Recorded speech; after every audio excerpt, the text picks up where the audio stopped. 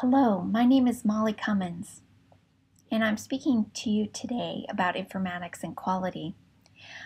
I have the privilege of teaching and conducting informatics-related research at the University of Utah. The University of Utah actually founded the field of biomedical informatics.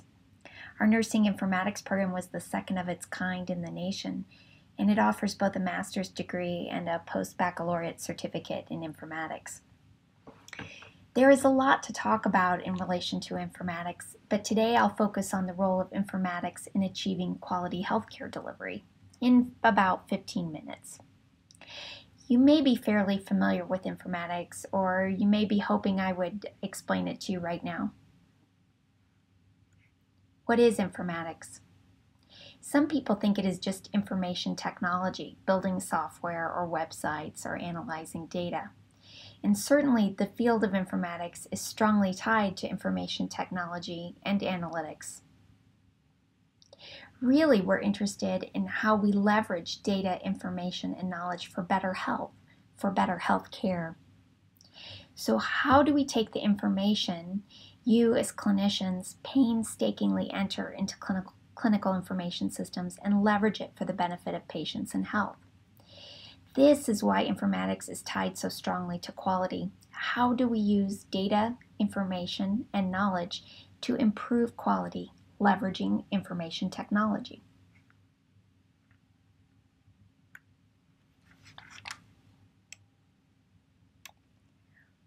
Quality can be defined or described in a number of ways. But for practicality, I'm organizing this talk around the aims identified in the IOM's seminal report on quality, Crossing the Quality Chasm. We'll look at examples of how informatics can be used to improve quality in each of these areas. Examples of how informatics can be used to achieve safe, timely, efficient, effective, patient-centered, and equitable care. Of course, medical error is a pressing concern in healthcare. The use of CPOE, of course, medical error is a pressing concern in healthcare. The use of CPOE, computerized provider order entry, eliminates errors related to transcription error or illegible handwriting. These are old problems of patient safety. That, in and of itself, represents a huge step forward, but we can do much more. Here is an example of a CPOE system that has been enhanced with computerized decision support capabilities. A healthcare provider has initiated an order for gentamicin. That initiated a computer program that checks for drug-drug interactions, contraindications, things like that.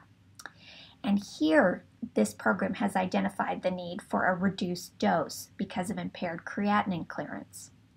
The program used data about the patient's height, weight, age, gender, and lab results, maybe some other things we don't know about, to identify that need, calculate a suggested dose, and alert the provider.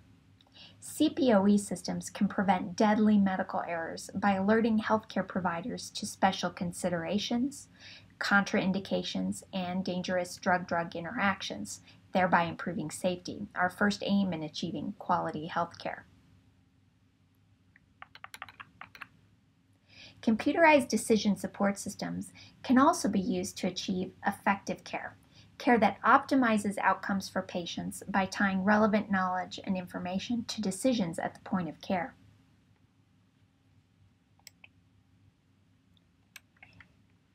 This tool is used at Intermountain Medical Center and LDS Hospital emergency departments here in Salt Lake City. You can see a screenshot here of an alert indicating that a patient has a 60% likelihood of having pneumonia. On the right, you see a summary of relevant patient information, vital signs, lab results, the results of a chest x-ray or other radiologic studies.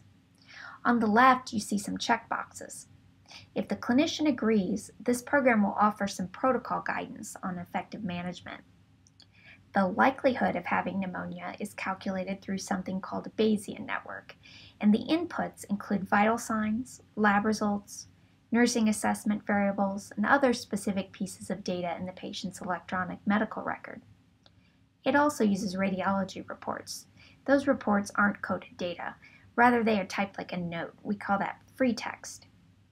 Special processing, known as natural language processing, is necessary to convert those radiology reports to input. Decision support systems like this one have the potential to minimize misdiagnoses and optimize care for patients with signs and symptoms of pneumonia.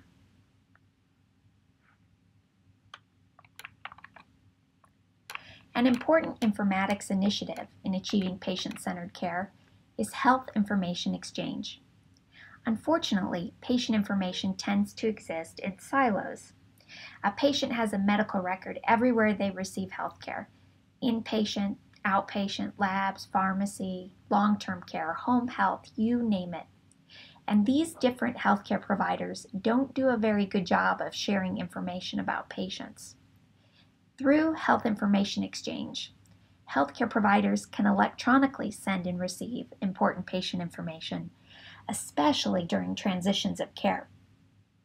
Here in Utah, health information exchange activities are overseen by a nonprofit group called the Utah Health Information Network. There are similar organizations across the country. They're known as RIOs, or Regional Health Information Exchange Organizations. Participation in our Utah HIE system is called the CHI, is growing.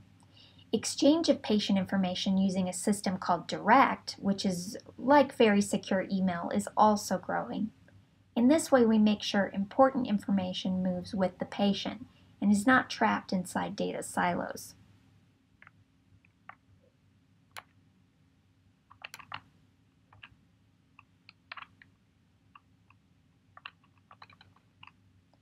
Many diverse IT and informatics applications can be used to support timely and efficient care, and this happens in numerous ways. Here is just one example: an electronic tracking system. Some people call them electronic whiteboards. This photo shows a Vanderbilt University system. Intermountain Healthcare here in Salt Lake City uses one type of electronic tracking system in its emergency departments. These whiteboards help nurses and other healthcare providers understand what is happening in the course of a patient's care and can be customized to call attention to emerging needs or issues. For example, if lab results are complete and need to be reviewed, this is flagged on a whiteboard so it can be promptly followed up. These whiteboards don't depend entirely upon human updating. If lab results are complete, the electronic whiteboard automatically changes. These systems can be used to monitor patient progress, anticipate the need for inpatient beds, and generally enhance situational awareness across the unit, despite large numbers of physically dispersed patients and care providers.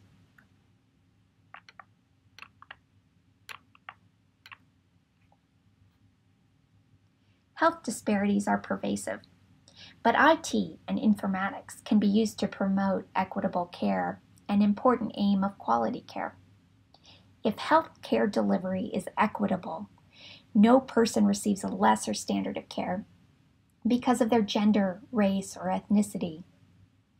Equitable care delivery is not so much a primary goal of informatics efforts, although it could be, and there are instances in which it was a primary goal. But more often, equitable care delivery is a side effect of informatics initiatives. For example, decision support systems can help healthcare providers make more objective, less biased healthcare treatment or management decisions.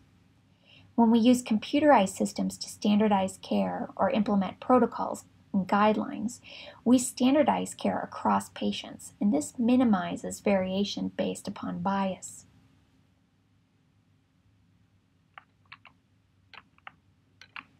Beyond the aims of IOM's Crossing the Quality Chasm report, informatics and IT allows us to check the score of our quality improvement efforts.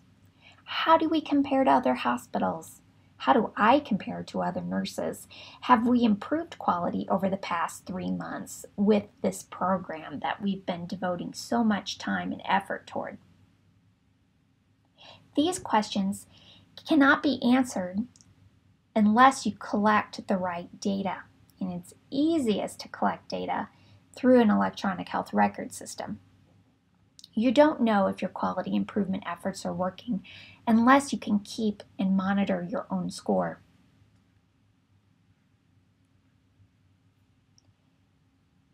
Here is a scorecard of sorts.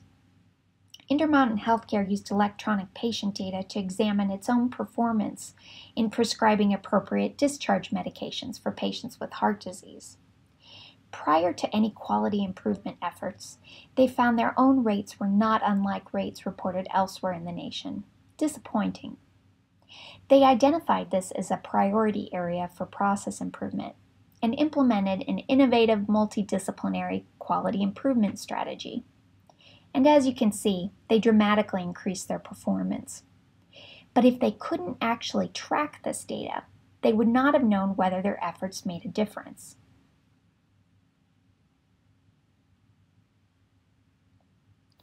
The examples I've used today are multidisciplinary. Healthcare is multidisciplinary and informatics is multidisciplinary.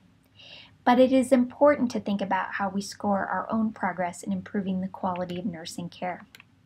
In many cases, it boils down to documentation, the things you enter into an electronic medical record, stamped with your identity, date, and time. That documentation is very important. Moreover, as you can see from the examples I've provided today, it is no longer just a legal record. It is being used to optimize the care delivered to patients. Computer programs are using the data you enter as input and reasoning on it, and that affects decisions being made for patients. Now more than ever, as Don Detmer said, one of our leaders in the field of biomedical informatics, information is care.